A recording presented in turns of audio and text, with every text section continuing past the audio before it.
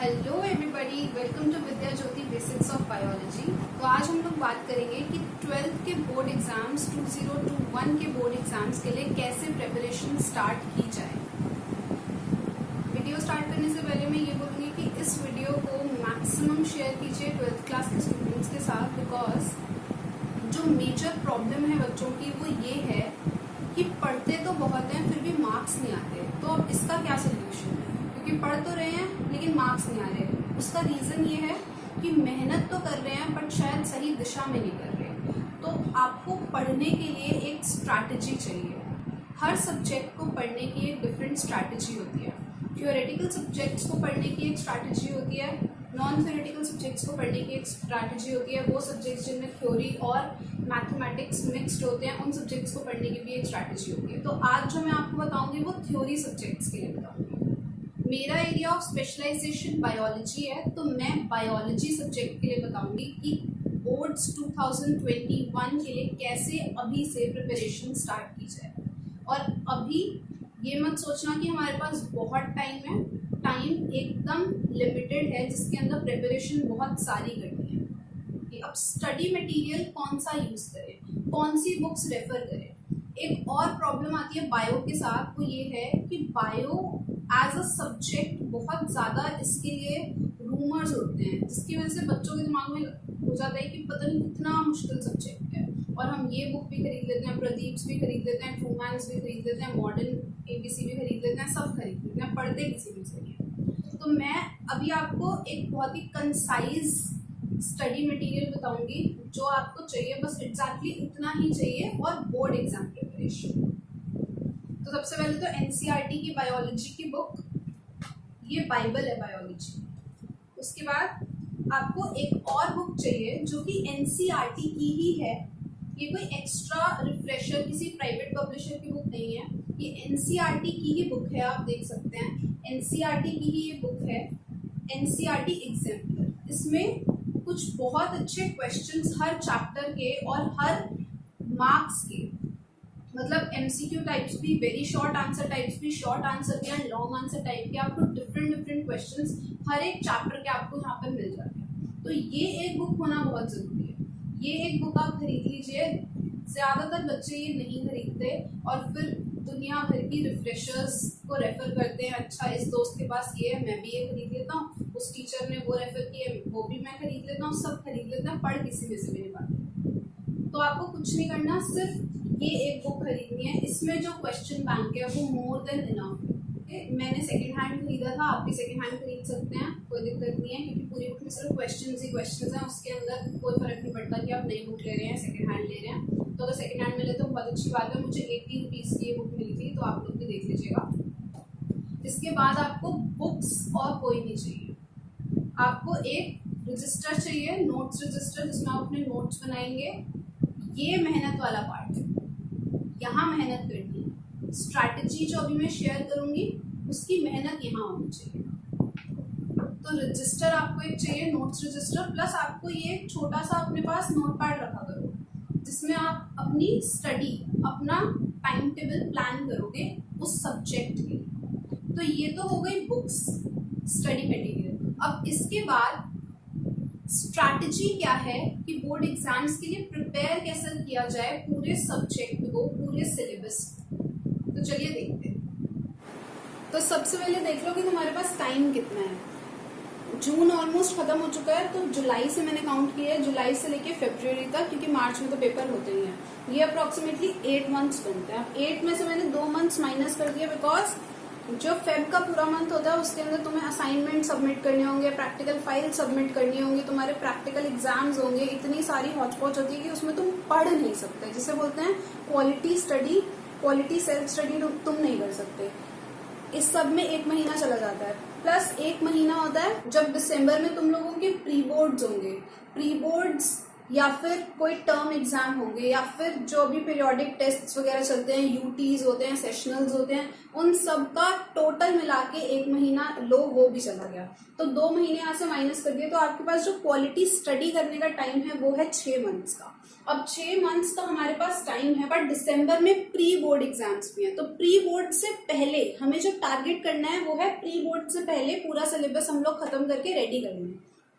तो बेसिकली आपके पास जो एक्चुअल टाइम बचा वो जुलाई से लेके अभी नवंबर तक का बचा है, जो कि 5 महीने है, अप्रोक्सीमेटली 150 डेज है। तो ये हमारा टाइम हम लोगों ने देख लिया। हमारे पास 150 दिन है, 150 दिन में हमें पूरा सिलेबस कवर करना है। अब वो हम देखते हैं कैसे करेंगे। उससे पहले हमें पता होना चाहिए कि हमारा सिलेबस क्या है। अगर मैं बात करूं बायोलॉजी की, जैसे कि मैं बोल रही थी, तो उसमें 16 चैप्टर्स हैं। अब आप जिस भी सब्जेक्ट के लिए प्रिपेयर कर रहे हो तो उसमें देख लो कितने चैप्टर्स हैं टोटल।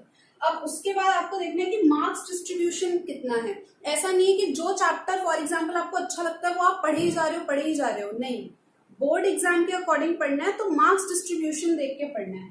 तो जैसे जो यूनिट्स हैं बायोलॉजी की वो 5 यूनिट्स हैं, और हर एक यूनिट इतने रिस्पेक्टिव मार्क्स की है, ये मैंने यहाँ पर लिख दिए। तो जो 7th यूनिट है, मतलब 12th क्लास की जो बायोलॉजी की 2nd यूनिट है वो 18 मार्क्स की है, सबसे ज्यादा मार्क्स की है।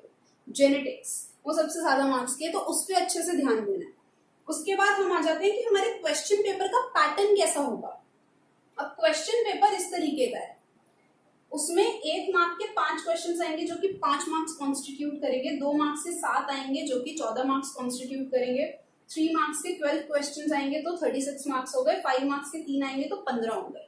अब हमें जो टारगेट करना है अभी वो क्या है, वो ये 5 और 3 मार्क्स वाले क्वेश्चंस। ये बड़े बड़े क्वेश्चंस हमें टारगेट करने हैं। ये बड़े क्वेश्चंस अगर आप टारगेट करोगे तो आप देख लो कितने, 36 + 15 कितने होते हैं, 51 मार्क्स। तो 51 मार्क्स के लिए आपको आउट ऑफ 70 पढ़ाई करनी है। 1 और 2 मार्क्स वाले जब आप इन्हें अच्छे से पढ़ लोगे ना, तो आप देखोगे 90%, 95% ये वाले भी आपके कवर हो गए इसी के अंदर। तो आपको टारगेट ये 51 मार्क्स करने हैं। इसके अंदर एक और अच्छी बात क्या है कि जो 5 मार्क्स और जो 3 मार्क्स वाले क्वेश्चंस होते हैं, ये कैसे क्वेश्चंस होते हैं, ये वो क्वेश्चंस होते हैं जिनमें आपको लिखना काफी सारा होता है, बहुत सारी डिस्क्रिप्शन देनी होती है। तो जनरली ये क्वेश्चंस इजी होते हैं, डायरेक्ट क्वेश्चंस होते हैं। तो आपको ये डायरेक्ट क्वेश्चंस प्रिपेयर करने हैं। अब इसके अंदर चाहे कोई बच्चा अबव एवरेज है, चाहे कोई एवरेज है, चाहे कोई बिलो एवरेज है, हर कोई ये 51 मार्क्स को टारगेट कर सकता है। आपको एम करना है कि इन 51 में से 51 मार्क्स मुझे लेने ही है। तो ये तो हमारी बात होगी कि हम लोगों को स्ट्रैटेजी में सबसे पहले चीजें कंसिडर क्या करनी है, टाइम, सिलेबस, मार्क्स डिस्ट्रीब्यूशन और क्वेश्चन पेपर का पैटर्न। ये हमें देखना है। अभी क्वेश्चन पेपर का पैटर्न इस साल वो चेंज हो सकता है, बट मोर और लेस इतना ही रहेगा। 51 नहीं तो 55 मार्क्स का हो जाएगा ये, और अगर कम होगा तो 51 से 50 या 49 हो जाएगा, इससे ज्यादा फर्क नहीं पड़ेगा। तो रफली यही रहेगा 51 ऑन एन एवरेज, समझ के चलो। अब इसके बाद आता है कि हम लोगों को पढ़ना कैसे है, स्ट्रैटेजी, जो मेन स्ट्रैटेजी है कि पढ़ना कैसे है वो देखते हैं। तो यहाँ पे 3 स्टेप प्लान में आप लोगों को बता रही हूँ। पहला स्टेप क्या है, रीडिंग। रीडिंग क्या होती है कि आप बुक की लैंग्वेज पढ़ो। कौन सी बुक, एनसीईआरटी। कोई भी इधर उधर की बुक की बात नहीं हो रही, एनसीईआरटी की लैंग्वेज पढ़नी है, क्योंकि जो लोग पेपर सेट करते हैं आपका वो एनसीईआरटी की लैंग्वेज पे बेस्ड करते हैं। अगर आपको एनसीईआरटी की लैंग्वेज ही समझ नहीं आती, वही डिकोड नहीं करना आता, तो पेपर में आपको क्वेश्चंस ही नहीं समझ में आएंगे, तो आप आंसर कैसे करोगे। तो एनसीईआरटी रीड करना सबसे इम्पोर्टेंट पार्ट है। एनसीईआरटी रीड करो, अंडरलाइन करो मेन पॉइंट्स, या जो भी आपको लगता है ये पूरा प्रोसेस मुझे अंडरलाइन करना चाहिए, ब्रैकेट्स लगाओ, कुछ भी करो, उसे हाईलाइट करो बेसिकली। और जब भी आप पढ़ते हो तो साथ साथ क्वेश्चंस आपके दिमाग में आते होंगे, उन क्वेश्चंस को दिमाग में ही नहीं रखना, उन क्वेश्चंस को लिखते जाना है साइड में, बुक के अंदर ही। जैसे कि एग्जाम्पल, ये वाला मैं पैराग्राफ पढ़ रही हूँ, इस पैराग्राफ से जो मेरे दिमाग में क्वेश्चंस आ रहे हैं, जैसे यहाँ पे ट्रोफोब्लास्ट वर्ड दिया हुआ है, अगर मेरे दिमाग में सिंपल क्वेश्चन ये भी आ जाए कि हाँ पेपर में आ सकता है व्हाट इज ट्रोफोब्लास्ट, तो वो क्वेश्चन भी मुझे यहाँ पर लिखना है। हर क्वेश्चन आपको यहाँ लिखना है, और एक सिटिंग में बैठ के पूरा चैप्टर नहीं पढ़ डालना। जितनी आपकी कैपेसिटी है उतना ही पढ़ना है, उतने की ही रीडिंग करनी है। ओके, अब इससे हमारे दो फायदे होंगे। जब आप रीड करते हो तो आपने एक बारी तो रीड कर लिया, फिर जब आप क्वेश्चन साथ साथ फ्रेम करते हो आपके दिमाग में वही कॉन्सेप्ट सेकेंड टाइम भी रिवाइज हो गया ऑटोमेटिकली। तो यहाँ पर आपकी अभी तक 2 रीडिंग्स ऑटोमेटिकली कंप्लीट हो गई हैं। इसके बाद स्टेप 2 है नोट्स मेकिंग। ये सबसे इंपॉर्टेंट स्टेप है, सबसे ज्यादा important step, notes making. Notes making और रीडिंग सेम डे पर नहीं करना। जिस दिन रीड कर रहे हो उस दिन नोट्स मत बनाओ, नोट्स डिफरेंट डे पे बनाओ। अगर आपने मंडे को रीड किया है और आपको नोट्स बनाने हैं तो कम से कम भी एक दिन रुको, ट्यूसडे को नोट्स बनाओ, सो दैट थर्ड टाइम आपकी ऑटोमेटिक रिविजन हो जाएगी। अब इसके अंदर ये नहीं है कि आप बैठ के रट रहे हो, अच्छा ये होता है, ये होता है, ये डेफिनेशन, नो। आपने पहली बार रीड किया एकदम आराम से, कोई दिमाग पे स्ट्रेस नहीं है कि मुझे ये सब चीजें याद रखनी है, और क्वेश्चंस फ्रेम कर लिए। उसके बाद नोट्स बनाने बैठे तो दोबारा से आप देखोगे ना, जो जो मैंने मार्क किया था मैं उसके नोट्स बना रहा हूँ। और नोट्स एकदम इंग्लिश के आर्टिकल्स जैसे नोट्स नहीं बनाने, ऐसे नहीं लिखने नोट्स में। नोट्स होने चाहिए शॉर्ट एंड कंसाइज, एकदम क्रिस्प, कि देखते ही अच्छा पूरा प्रोसेस दिमाग में आ जाए जिस भी कॉन्सेप्ट को आप पढ़ रहे हो। और वो कैसे होगा? फ्लो चार्ट की फॉर्म्स में, एरो लगा लगा के इस तरीके से नोट्स बनाए जाएंगे। तो नोट्स मेकिंग सबसे इंपॉर्टेंट काम है और सबसे रिगरस काम भी है। मैंने आप लोगों को बोला था आपके पास 150 डेज हैं।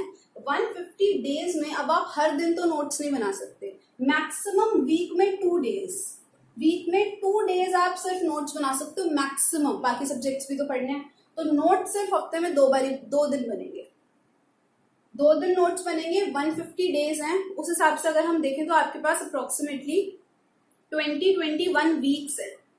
और अगर आप एक वीक में 2 दिन अगर आप नोट्स बनाते हो तो आपके पास रफली 42 डेज हैं, सिर्फ अभी से लेकर नवंबर तक सिर्फ 42 डेज है नोट्स बनाने के लिए।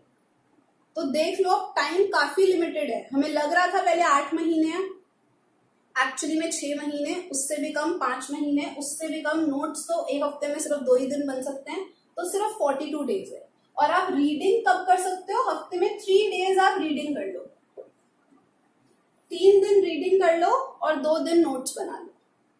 आपका अभी तक 3 बारी रिवाइज हो चुका है वो टॉपिक जिसके आपने रीड किया, क्वेश्चन फ्रेम किए, फिर नोट्स मेकिंग करी। अब तीसरी चीज क्या है? इतना सब करने के बाद अगर आप सेल्फ स्टडी करते हो, अभी कोरोना की वजह से स्कूल भी नहीं जा पाए, कोई असेसमेंट नहीं हो रहा कि आपको कितना आता है कितना नहीं आता, कोचिंग क्लासेस भी नहीं है, कुछ भी हेल्प नहीं है, सिर्फ आप ही हो आपके लिए, तो क्या करोगे? अब आपको सेल्फ असेसमेंट करनी है। सेल्फ असेसमेंट कैसे करोगे? खुद का टेस्ट खुद से लो। अभी खुद का टेस्ट खुद से कैसे ले सकते हो आप क्वेश्चंस थोड़ी फ्रेम करोगे, अपने लिए क्वेश्चन पेपर बनाओगे, अपने आप को आंसर करोगे? नो। आपको क्या करना है, अब यहाँ पर एनसीईआरटी